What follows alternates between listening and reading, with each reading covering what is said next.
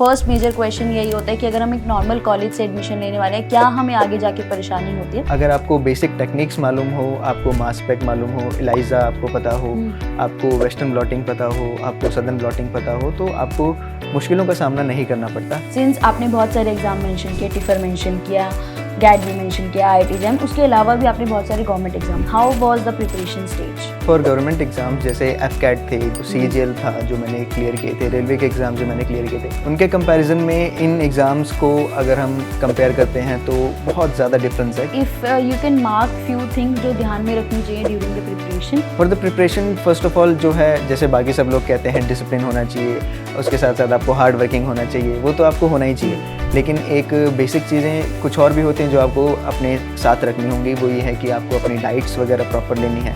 काफ़ी सारे बच्चे जो होते हैं डाइट्स के साथ साथ मेडल कर जाते हैं, अपनी स्लीप शेड्यूल को वो हैम्पर कर देते हैं, कभी कभी रात को 3 बजे तक पढ़ रहे हैं, फिर सुबह 11 बजे उठ रहे हैं, तो उन चीज़ों से बचना पड़ेगा। Hello everyone, welcome back to our channel PWIT JAM and CSIR net.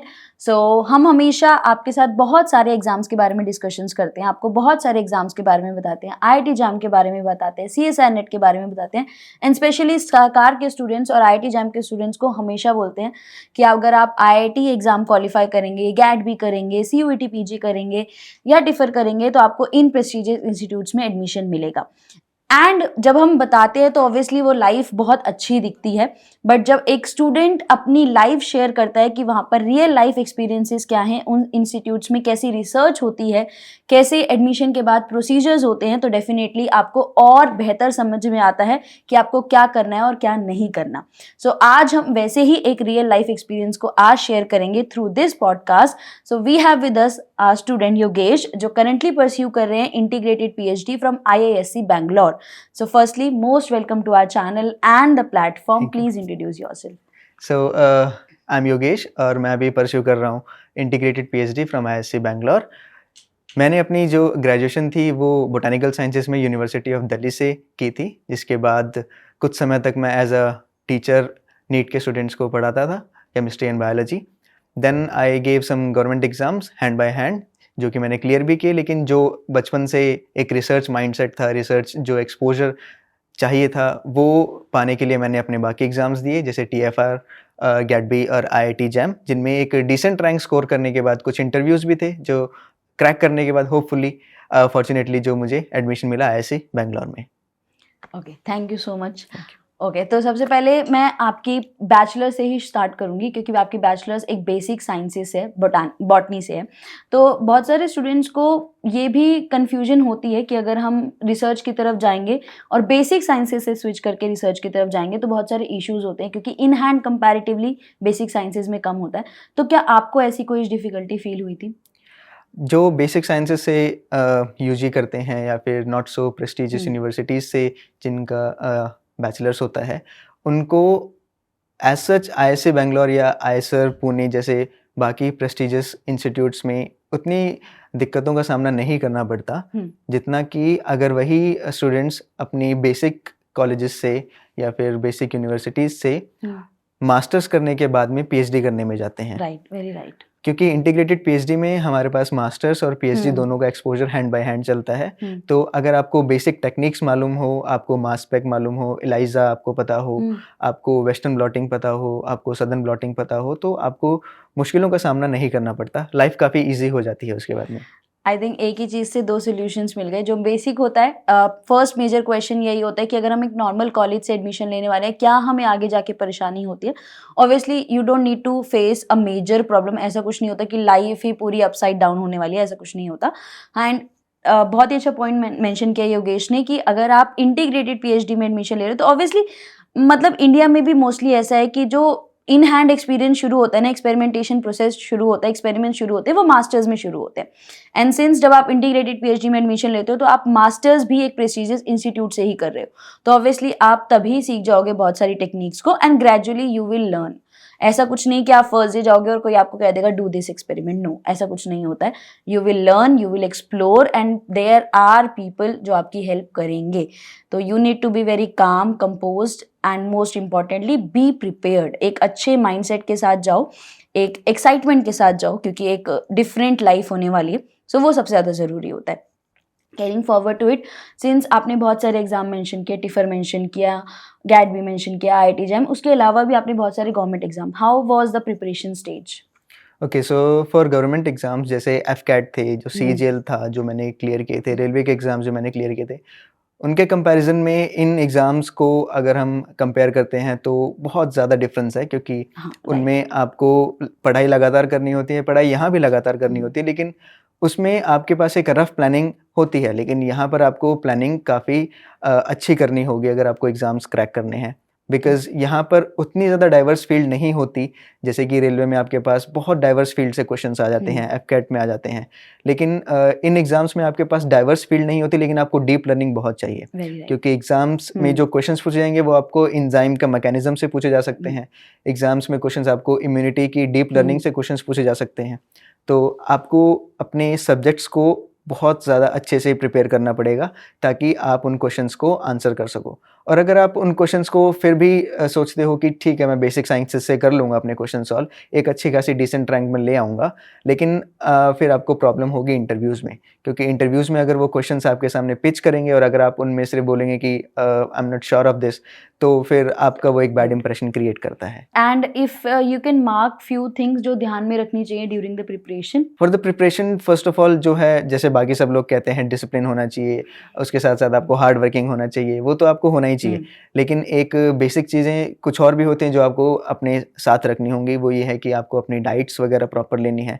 काफ़ी सारे बच्चे जो होते हैं डाइट्स के साथ-साथ मेडल कर जाते हैं, अपनी स्लीप शेड्यूल को वो हैम्पर कर देते हैं। कभी-कभी रात को 3 बजे तक पढ़ रहे हैं, फिर सुबह 11 बजे उठ रहे हैं, तो उन चीज़ों से बचना पड़ेगा। अगर आप लेट भी पढ़ना चाहते हैं तो आपको सुबह जल्दी उठ के आपकी छोटी-सी नींद आपको दोपहर में पूरी कर लेनी चाहिए, और व्हाट आई थिंक इज़ कि 5 टू 6 आवर्स की नींद जो है वो इनफ हो जाती है for a preparation candidate. And that's very true, क्योंकि जब हम ये चीजें बोलते हैं तो ऑब्वियसली अब सबको हम जब बोलते हैं तो ऐसा लगता है कि हमें बहुत टाइम हो गया प्रिपेयर किए हुए, बट ऐसा नहीं है।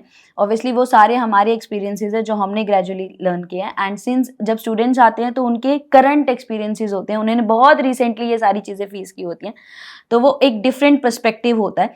एंड ये बहुत ज़रूरी है कि जो बात योगेश ने मेंशन की, it is not just about what you are studying, it is also about how you are handling yourself, क्योंकि उस टाइम पे मोटिवेशन वाले दिन भी होंगे और डिमोटिवेशन वाले दिन भी होंगे, डिसअपॉइंटमेंट्स भी होंगी, और ऐसा भी दिन होगा जिस दिन आप बहुत खुश होगे, प्राउड फील करोगे। तो obviously you need to keep a balance with yourself, that is a very nice thing, very important thing. And उसके साथ साथ since how is the life right now? बहुत हैपनिंग है, आईएससी की लाइफ बहुत happening है, क्योंकि weather all around the year आपको एक कांस्टेंट जैसा लगता है। उसके साथ-साथ वेदर वेदर सबसे बेस्ट थिंग है जो आईएससी में है। मतलब बैंगलोर का वेदर सबको पता है बहुत बेस्ट है, और ऊपर से आईएससी के अंदर तो 2 डिग्रीज़ टेम्परेचर हमेशा कम ही रहता है। सो अराउंड 400 एकड़्स का कैंपस है, जिसमें फॉरेस्ट लाइफ भी है आपके पास। आपके पास आपको अगर एक्स्ट्रा करिकुलर एक्टिविटीज़ करनी है, स्किल्स आपको अपनी एनहांस करनी है, बहुत कुछ है। ओपन डेज़ होते हैं, पूरा ऐसे खुल जाता है, पब्लिक आती है, ऑडियंस आती है, नोबेल लॉरिएट्स आते हैं। नोबेल लॉरिएट्स का तो जमावड़ा पूरे साल लगा रहता है, कोई ना कोई आपके आस-पास कोई ना कोई टॉक शो होता रहेगा, सेमिनार होता रहेगा। आपके पास समय नहीं होगा कि आप उनको जाके सुन पाएँ। और अलग-अलग डिफरेंट फील्ड से भी नोबेल लॉरिएट्स आते हैं, तो भी उनके जो स्टूडेंट्स होते हैं वो तब भी अटेंड करते हैं। लेट अस से, जैसे मैंने सबसे पहला जो अपना सेमिनार अटेंड किया था वो था something related to batteries in physics, लेकिन वो मेरी फील्ड से बिल्कुल डिफरेंट था, लेकिन वहाँ पर जाने के बावजूद भी मतलब मुझे कुछ ऐसा सीखने को मिला जो कि अभी आगे आने वाली रिसर्च में मुझे हेल्प करेगा, क्योंकि वो सिर्फ बैटरीज के बारे में नहीं बताएंगे। वो बताएंगे कि वो किस तरीके से रिसर्च कर रहे हैं, क्या क्या उनके सामने भी प्रॉब्लम्स आ सकती हैं, वो अपनी लाइफ जर्नी भी बताते हैं। उसके साथ साथ बहुत बड़ा सा ग्राउंड है, जिम खाना है, तो बहुत हैपनिंग लाइफ है। आपको हर अराउंड द कॉर्नर आपको कोई ना कोई नेचर वॉक मिल जाएगी, फिर आपको कोई ना कोई कोई इवेंट मिल जाएगा जिसमें वो कुछ ना कुछ आपको सिखा रहे होंगे, लाइक फोटोग्राफी सिखा रहे होंगे। तो ये सारी चीज़ें आपके आसपास घूमती रहेंगी, आपको लगेगा कि इन सब से तो बाहर निकल पाना बहुत मुश्किल है। तो अभी तो मेरी जर्नी शुरू हुई है, मुझे इतना मज़ा आ रहा है, लेकिन जब मैं अपने सीनियर से इंटरैक्ट करता हूँ जो कि अपने 4th ईयर में है, 5th ईयर में है, तो जब वो बताते हैं कि उनका कोलोकियम हो चुका है, थीसिस डिफेंस होने वाला, तो उनका जाने का मन नहीं करता है वहाँ से। बहुत हैपनिंग लाइफ है आईएससी की। आई थिंक जिन स्टूडेंट्स को अभी जब आईआईटी एग्जाम की प्रिपरेशन कर रहे हैं या टिफर की या किसी भी एग्जाम की प्रिपरेशन कर रहे हैं और उस टाइम पे फील होता है ना कि आज नहीं है मन पढ़ने का, तो ये वाला पार्ट जो है रिपीट पे देख सकते हो। This is the after life, this is the result of जो भी हार्डवर्क आप इस स्टेज पर करोगे वो हार्डवर्क इस तरीके से बाद में दिखता है। एंड लाइफ सर्टेनली जब आप कुछ लाइफ में अचीव करते हो ना, उसके बाद आपकी लाइफ सर्टेनली और हमेशा बहुत बेटर होती है। You will get something very good if you will work hard in your life, that is a very important thing. So how is your lab experience? Lab experiences के उससे मैं एक छोटा सा प्रीक्वल आपको देता हूँ कि जब हमारा सेकंड सेमेस्टर होता है तो उस समय पर हमें 3 रोटेशंस करनी होती हैं डिफरेंट लैब्स में। Okay. So for that, some students choose to rotate in similar kind of labs, but I chose to rotate in different kinds of labs. First of all, जो मैंने फर्स्ट रोटेशन अपनी की थी वो venoms से related की थी, जो कि स्नेक वेनम्स पे काम करती है लैब। सेकेंड रोटेशन मेरी न्यूरो साइंस में थी, एंटायरली डिफरेंट लैब एक्सपीरियंस जहाँ पर एक्सपेरिमेंट्स भी होते हैं। और थर्ड मेरी जो रोटेशन थी वो एक ऐसे लैब में थी जो मेरी यूजी से रिलेट करता है, जिसमें क्लोरोप्लास्ट के ऊपर ज़्यादा वर्क होता है। तो डिफरेंट लैब एक्सपीरियंसेस से आप इतना सब कुछ गेन कर जाते हैं सिर्फ 1 महीने में ही, 1 मंथ फॉर ईच रोटेशन, कि आप जब अपनी फाइनलाइज जो लैब चुनते हैं, जैसे मैंने कि अपनी जो लैब चुनी है इवोल्यूशनरी वेनोमिक्स लैब, जिसमें स्नेक वेनम्स के ऊपर काम होता है, उनके एंटीबॉडीज़ के बारे में हम रिसर्च करते हैं, तो उसमें वो बहुत फ़ायदा देता है। आपको पता लगता है कि डिफरेंट लैब्स के एक्सपीरियंसेस आपके लैब में किस तरीके से आपको जोड़ते हैं। लैब में सभी बहुत फ्रेंडली हैं, जो सीनियर्स हैं वो बताते हैं कि ऐसे ऐसे होगा, ऐसे नहीं करना है, ये प्रिकॉशंस हैं। ऑब्वियस सी बात है कि कुछ रूल्स एंड रेगुलेशंस लैब के होते हैं जो आपको फॉलो करने होंगे। यू कांट बी लाइक कि अपने नेग्लिजेंट हो जाओगे, you are throwing chemicals then and there, जो कि बाकी जगह पर कभी कभी हम जब यूजी में होते हैं हम कर देते हैं कि कुछ ना कुछ स्कूल लाइफ में करते हैं कि HCl में ये मिक्स कर दिया फिर धमाका कर दिया। ऐसा नहीं कर सकते ऑब्वियसली, लेकिन हाँ बहुत हैपनिंग लाइफ होती है, क्योंकि आपके पास कभी कभी आपको सेम एक्सपेरिमेंट भी रूटीन में आपको फॉलो करना होता है, वो 1-1 हफ्ते चलता है, वो फिर फेल हो जाता है। लेकिन हर एक एक्सपेरिमेंट से आपको कुछ, जैसे मेरा जो फर्स्ट एक्सपेरिमेंट था एलाइजा, उसमें मैंने कुछ ऐसी चीज़ नोटिस की थी जो कि नहीं होनी चाहिए, लेकिन फिर जब सीनियर्स होते हैं वो इस चीज़ पे डांटते नहीं हैं। वो कहते हैं कि ना अब ये ऐसा हुआ तो इसके पीछे क्या रीज़न हो सकता है वो ढूंढो। तो 2 दिन तक लगातार मैं वही ढूंढने में लगा रहा कि ये ऐसा रिजल्ट क्यों आया। तो लैब एक्सपीरियंस बहुत अच्छा है। आई थिंक जैसे बहुत बार बच्चे ना बैचेज में भी पूछते हैं क्या हम यूट्यूब पे क्लास लेते हैं तो भी, कि हम जाएंगे तो क्या होगा। ऐसा नहीं होगा आप जाओगे और आप वहां पर एक कॉर्नर में बैठ जाओगे, नहीं। You will interact with your seniors, your pi and your teachers, तो ग्रेजुअली आप सीख जाओगे। कोई आपको ऐसे छोड़ नहीं देता है। एंड जैसे योगेश ने मेंशन किया कि रोटेशंस ऑफ लैब होती है, तो obviously you will find your interest. जैसे बहुत सारे बच्चे ड्यूरिंग द बैचलर्स उन्हें नहीं समझ में आता कि मेरा रिसर्च फील्ड क्या होगा या मुझे क्या चूज करना है, कौन सा टॉपिक है जो मुझे इंटरेस्ट देगा। तो आई थिंक जो उन्होंने मेंशन किया कि रोटेशन ऑफ लैब्स होती है, आप उधर एक्सप्लोर करके अपना इंटरेस्ट ढूंढ लोगे, है ना। अभी आपको सिर्फ इतना पता होना चाहिए what is your favourite subject. If you know what is your favourite subject, you are certainly on a good level. And उसके बाद जब आप लोगों से चीजें, लोगों से, उन 2 लोगों के एक्सपीरियंस से ही आती हैं। ऐसा नहीं होता कि कोई भी सीख के आता है। यू विल गो इंटरैक्ट, उन्हें पढ़ोगे, खुद पढ़ोगे, सब कुछ समझ में आएगा एंड सीख जाओगे। That is the most important thing. So what would, since आपने बहुत सारे इंटरव्यूज दिए भी हैं और बहुत सारे इंटरव्यूज क्लियर भी किए हैं, तो क्या टिप्स हैं इंटरव्यू के रिलेटेड? और मेजरली बच्चे जब मैं पढ़ाती हूँ तो तब भी पूछते हैं इंटरव्यू के लिए प्रिपेयर कैसे करना चाहिए, वो मेन। सही, इंटरव्यूज़ वाला जो है वो मुझसे काफ़ी सारे लोग पूछते भी हैं, कुछ जूनियर्स भी पूछते हैं जो कि अभी प्रिपरेशन फेज़ में हैं। तो इंटरव्यूज़ के लिए सबसे पहली टिप तो मेरी ये होती है कि अगर आपके पास आपके 11th और 12th का बेसिक आपका हिला हुआ है, क्योंकि वो काफ़ी सारे बच्चों का हो जाता है, क्योंकि हम उस समय पर बहुत ज़्यादा स्टडियस फेज़ में नहीं होते हैं, हम घूमते हैं और मौज मस्ती भी करते हैं। तो पहले अपने 11th और 12th के बेसिक्स को स्ट्रॉन्ग करो, क्योंकि जो आपके इंटरव्यू के क्वेश्चन शुरू होंगे वो बेसिक से ही शुरू होंगे। जैसे मुझे याद है कि जब मुझसे पूछा गया था कि आपका इंटरेस्ट किस चीज़ में है, एवोल्यूशन में मैंने बताया था, एवोल्यूशन एंड जेनेटिक्स, तो उन्होंने शुरुआत जो की थी वो मेंडल के लॉ से की थी, जो कि बहुत बेसिक है। 10th क्लास के बच्चे को पता होता है कि मेंडल के लॉज कौन से थे और कहाँ थे। तो वहाँ से शुरुआत होती है, लेकिन जैसे जैसे आप उसमें बताते जाओगे तब से लेके एंड क्वेश्चन तक आपको ऐसा लगेगा कि वो आपसे ऐसा कुछ पूछ रहे हैं जो आपको बिल्कुल नहीं आता। लेकिन एक इंटरव्यू टिप ये है कि अगर आपको ये पता लग जाता है कि आप उस टॉपिक में जब वो क्वेश्चंस पूछ रहे हैं आप बहुत डीप जा चुके हो, तो सर्टेनली आप एक तरीके से श्योर हो सकते हो कि आपका सिलेक्शन हो ही जाएगा, क्योंकि आप बहुत कुछ अपना बता चुके हो।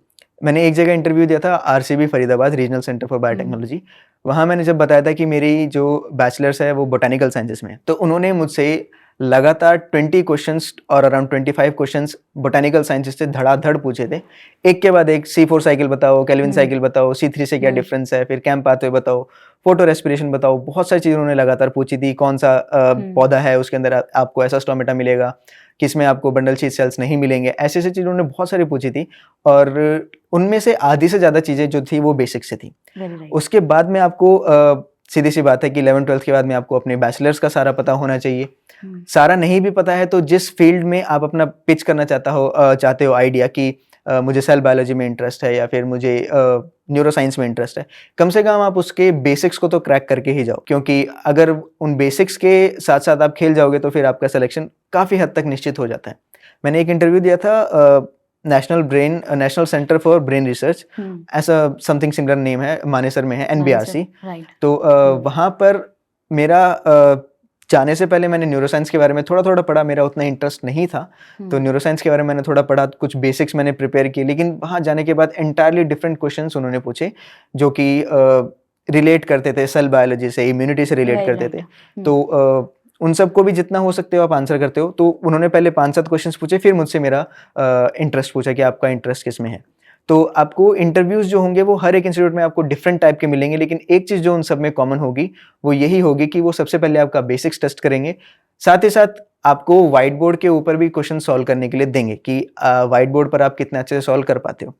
IISc बैंगलोर में जब मुझे व्हाइट बोर्ड पे क्वेश्चन दिया गया था, वो क्वेश्चन जो था मुझे पहले से उसका आइडिया था, लेकिन जब उन प्रोफेसर ने उस क्वेश्चन को घुमाया तो जिस क्वेश्चन को मैंने ऑलरेडी सॉल्व किया हुआ था 3-4 साल पहले, उसी क्वेश्चन में जब उन्होंने इंटीग्रेशन और डिफरेंशिएशन डाला तो फिर बहुत दिक्कत तो हुई, लेकिन उन्होंने एक एक करके गाइड करते गए कि यहाँ से आप क्या कर सकते हो, यहाँ से आप क्या कर सकते हो, तो उस चीज़ का फ़ायदा ज़रूर हुआ।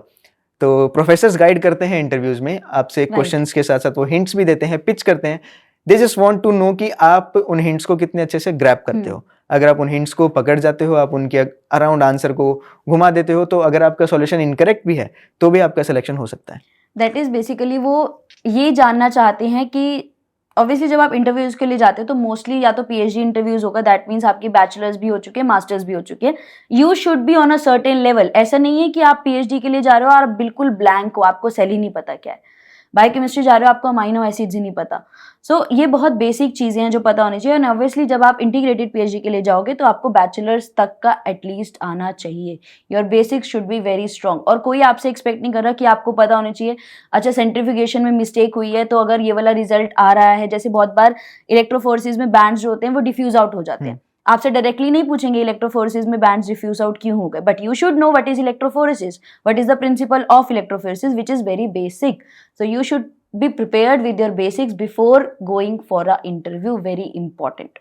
And then finally एक बहुत important, since आपके पास options भी बहुत सारे थे for your admission, how you choose your college and your institute.